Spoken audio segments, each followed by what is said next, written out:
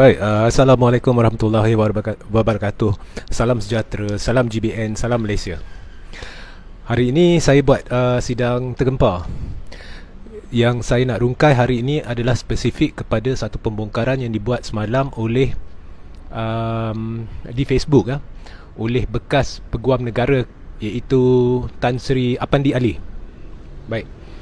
Pencerahan hari ini mungkin sebab kalau saya dapati dia terlalu panjang, saya akan sambung besok.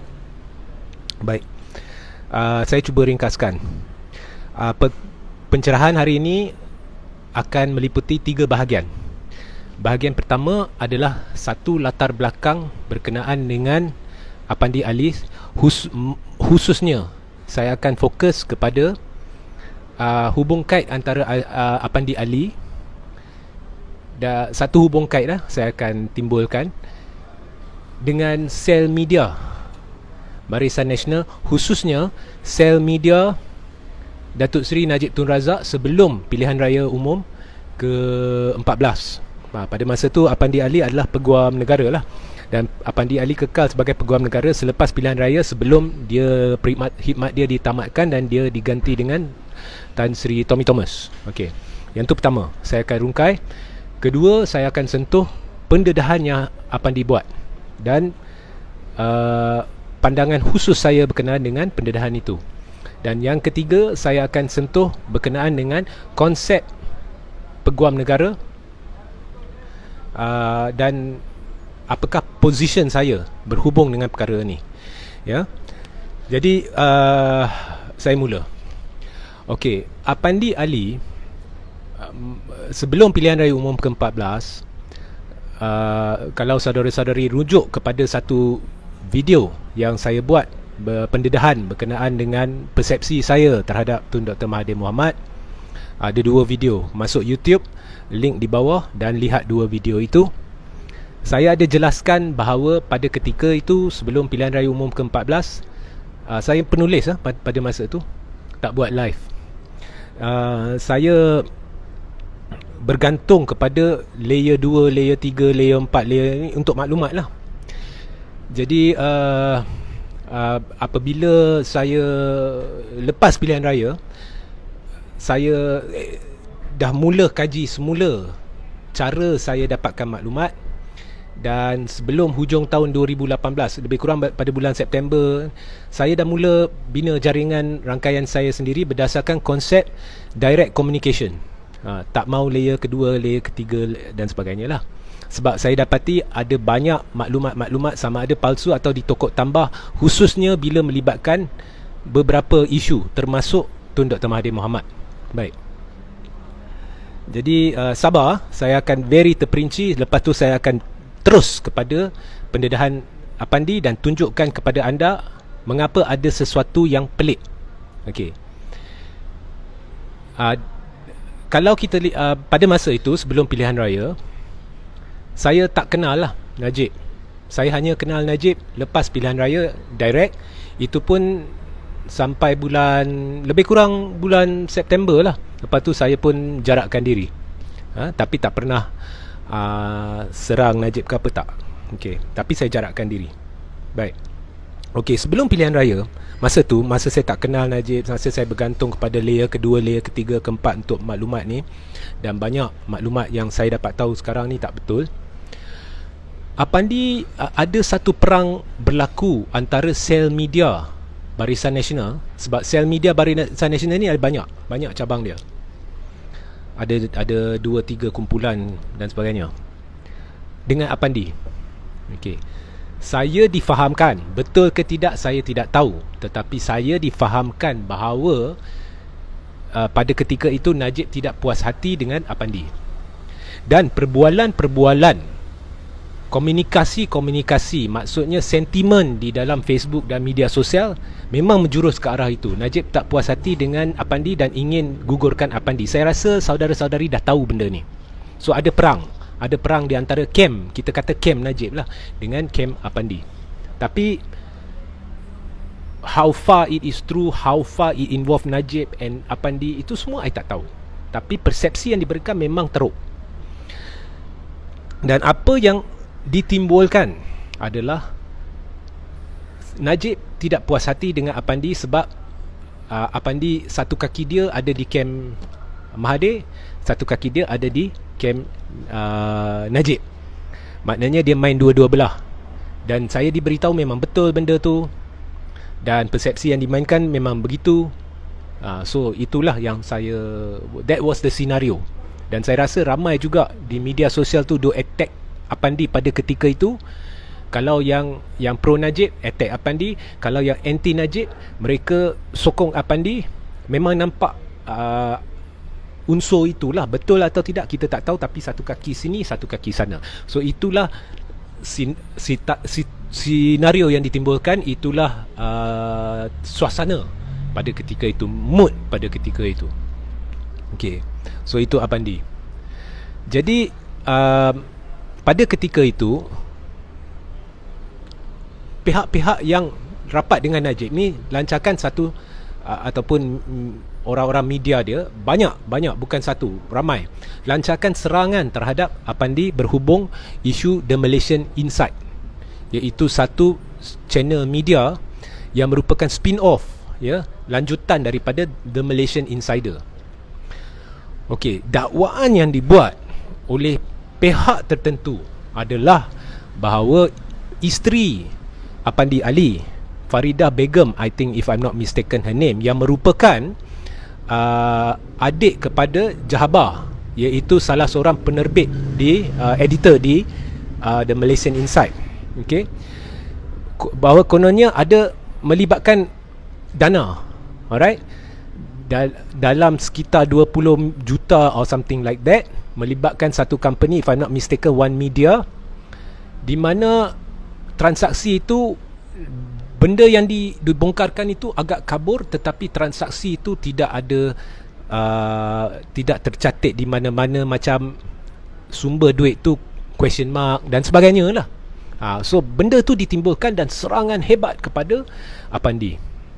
Jadi bila saya masuk campur, bukan saya yang buat dakwaan tu, ini sel-sel media, orang-orang yang rapat dengan Najib yang buat serangan itu, iaitu sel-sel media.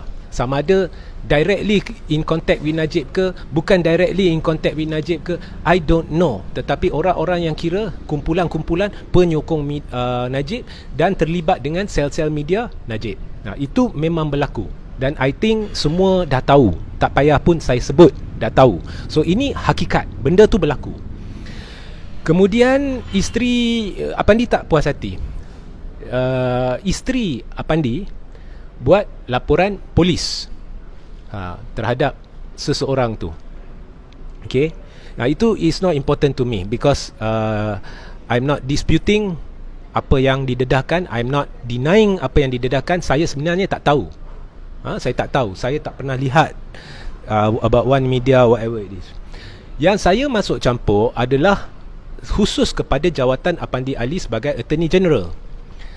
Prinsip saya konsisten, even lepas Barisan Nasional tumbang, masa Pakatan Harapan, masa saya serang Tommy Thomas, saya konsisten, iaitu apabila ada satu kes melibatkan seorang yang rapat dengan Apandi, maka bila melibatkan siasatan, Peguam Negara tidak boleh secara telus membuat keputusan apabila hasil siasatan itu disampaikan kepadanya. Dalam kes ini, Faridah atau isteri Apandi Ali buat laporan polis. Sudah pasti bila polis siasat dan keputusan siasatan itu disampaikan kepada Apandi, Apandi tidak boleh neutral, sebab ia melibatkan isterinya dan dakwaan terhadap isterinya, dan isterinya sendiri membuat laporan. Jadi masa tu saya masuk campur khusus untuk menekan dan meminta Apandi letak jawatan supaya siasatan dilakukan dengan telus. Okay, of course sekarang kalau saya ada mesin masa, sebab sekarang cara saya memang lain. Kalau saya ada mesin masa, saya boleh balik, saya tidak akan lakukan benda tu.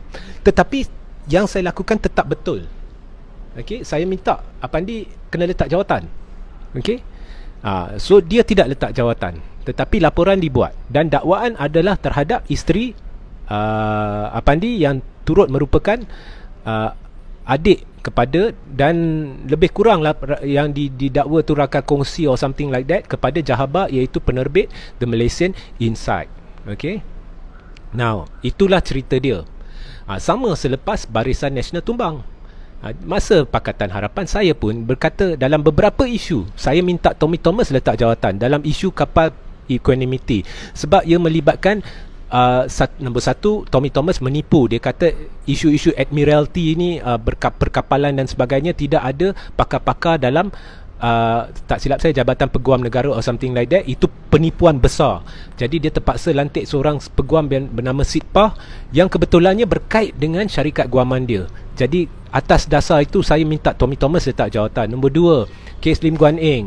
Tommy Thomas pernah terlibat dalam kes Lim Guan Eng. Lepas tu dia jadi peguam negara. Lepas tu dia pula terlibat dalam keputusan untuk gugurkan kes tu. Jadi saya rasa ini tidak betul sebab Tommy Thomas prejudice. Jadi saya minta dia letak jawatan. Saya konsisten dalam belah Attorney General, ya. Ini bukan soal Apandi, Najib, Tommy Thomas or Lim Guan Eng. Ini berdasarkan prinsip. That is me. Okey. Jangan fikir hanya kalau satu-satu isu tu melibatkan, kebetulannya isu ni kalau saya tentang Apandi Ali dan dia dilihat seolah-olah saya defend Mahathir, maka saya akan takut, audience saya akan lari. No. Okey. Atau saya dapat serangan daripada pihak-pihak tertentu, you defend Mahathir. No. Hakikatnya pada masa ini saya lihat tiba-tiba ada banyak taktik-taktik kotor yang digunakan yang saya terpaksa tentang, dan kebetulannya ia akan menguntungkan Mahathir. Saya berdasarkan prinsip. Okey. Now, so saya konsisten. Jadi itulah yang berlaku pada masa itu. Baik. Sekarang kita masuk pendedahan Apandi Ali. Pendedahan dia adalah Gopal Sri Ram, iaitu seorang peguam yang terlibat dalam pendakwaan kes Datuk Seri Najib Tun Razak, datang ke rumah dia bila sebelum Pakatan Harapan tumbang. Pada masa tu Najib adalah Perdana Menteri. Pada masa kononnya dia datang, dia kata sekian macam ni, you boleh baca lah. Memang saya tak payah cerita. Jadi kita nak tangkap Najib. Jadi you akan jadi famous sebab you jadi peguam negara pertama yang tangkap Perdana Menteri. Kemudian Apandi Ali cerita pasal CCTV dan sebagainya. Kalau you baca cerita tu, itu cerita very low class. Very low class. Okay. Pertamanya, you are former peguam negara, Attorney General. You cerita CCTV and all that. Benda-benda ni you dah banyak soal witness di dalam mahkamah. You tahu betapa sahihnya bukti-bukti melibatkan CCTV itu. Okey, CCTV menunjukkan Gopal Sri Ram masuk rumah. Dia cakap apa? Mungkin dia datang tanya Apandi Ali berkenaan dengan satu perkara yang langsung tidak ada kaitan dengan benda tu. Ada audio. Kemudian kesahihan audio. Banyak isu melibatkan audio di dalam mahkamah. Ini hakikat. Banyak isu melibatkan CCTV dalam mahkamah dan kita tak tahu sebab apa Gopal datang. Jadi dia bawa kenyataan-kenyataan Dalca Parpu Kurma di dalam Facebook dia. Okey, dan dia bekas peguam negara, iaitu peguam tersohor. Dia tahu dalam pengalaman dia dalam kes rumit yang sedang berjalan, masih belum diputuskan di mahkamah, bila you buat statement macam ni, ia akan timbul menjurus kepada spekulasi, menjurus kepada perbualan-perbualan yang kurang sihat, dan ia boleh disifatkan sebagai percubaan, boleh ditafsirkan. Kalau orang nak, mereka boleh percubaan untuk mengganggu gugat proses penghakiman, influence the judge dengan kenyataan-kenyataan ni. Walhal kamu bekas peguam negara, kamu tahu benda ni. Very low class. Very low class. Apandi Ali, kelakuan dia semalam very low class, very low standard, memalukan. Ini bukan soal Najib, ini bukan soal Mahathir, ini hakikat. Of course, kalau puak pentaksub Najib, kalau dulu bila saya lawan berdasarkan prinsip yang sama, Tommy Thomas, betul, Regi betul, hebat Regi. Kalau sekarang, Apandi yang betul. Apandi yang betul. Taksub ni I don't care, tolak tepi. Taksub ni kalau mereka dengar je Apandi, mereka dah buat keputusan itu betul. Kalau perkara yang sama berlaku melibatkan orang lain yang mereka tak suka, Oh, ini salah. Okay, ini dah biasa. Spin ini dah biasa. Pentaksub ni I don't want to talk about them. Tetapi very low class. Pendedahan Tommy Thomas, Apandi Ali, very low class. Dan seorang peguam tersohor dan bekas peguam negara boleh mengeluarkan kenyataan ni. Saya nak tanya, lepas tu orang spin, Apandi keluarkan statement ini disebabkan masa Mahathir dia takut. Benda ni terjadi masa zaman Najib. Kalau masa tu Apandi bongkarkan benda ni, dia boleh dapat pujian daripada Najib. Mengapa tak buat? Benarkah Apandi memang ada satu kaki dalam kem Mahathir pada ketika itu? Mengapa tak buat masa tu? Mengapa Apandi secara bertanggungjawab tidak melibatkan diri dia dalam kes Najib agar benda ini boleh dibawa masuk dalam mahkamah secara sahih agar kredibiliti Gopal Sri Ram boleh dipertikaikan? Mengapa sekarang? Mengapa sekarang bila hakim dah nak buat keputusan tak lama lagi? Even kalau kita cerita kerajaan dah berubah, bukannya kerajaan berubah semalam, dah 3 bulan lebih. Tak masuk akal. Saya ulang, very low class, very low standard. Ini pendedahan Parpu Kurma Dalca. Okey, Apandi Ali low standard. Pendedahan ni. Okey. Jadi lepas ini dia buat pendedahan baru. Apa ke? Ini benda yang lazim dilakukan oleh ahli-ahli politik, bukan seorang yang peguam tersohor yang bergelar bekas peguam negara. Lebih-lebih lagi bila melibatkan satu perbicaraan dan hakim belum buat keputusan. Low standard. Nampak ada something yang tak kena. Ini pendapat saya, ya, yang saya akan pegang benda ni berdasarkan prinsip. Berdasarkan prinsip. Ya. Kalau saudara-saudari nak berdasarkan prinsip, stay with me. Okey. Last sekali saya akan pendekkan sidang ini dan kita akan sambung besok. Ada seorang buat pendedahan sebelum ni. Oh, Apandi akan cerita macam ni. Itu bukan satu perkara yang harus dibanggakan. Itu adalah satu perkara yang harus dibimbangkan. Kalau saya tahu besok Azmin akan buat satu pendedahan dan saya cerita, saya preempt hari ini, itu hanya untuk cuba meyakinkan crowd saya, oh Reggie ni memang ada connection, supaya crowd datang. Lepas itu pendedahan tu, betul pendedahan tu dibuat. Dulu-dulu saya buat benda ni. Sekarang ni membimbangkan, ia nampak seolah-olah ada perancangan dengan Apandi. Harusnya membimbangkan. Macam mana orang ni boleh tahu? Ya? Fikir. Pentaksub ni memang kalau komen kat bawah tu I don't care lah. Okay? Fikir. Apa yang Apandi buat adalah Dalca Parpu Kurma low standard. Very low standard. Very, very low standard. Memalukan. Bukan hanya sebagai bekas peguam negara, sebagai seorang ahli peguam yang tersohor. Very, very, very low standard Apandi Ali. Ya. Jadi jangan lupa ikuti saluran Telegram saya di bawah dan YouTube saya, dan kita akan kembali besok dengan satu sesi baru. Sehingga kita berjumpa esok. Wassalamualaikum warahmatullahi wabarakatuh. Salam sejahtera, salam GBN, salam Malaysia.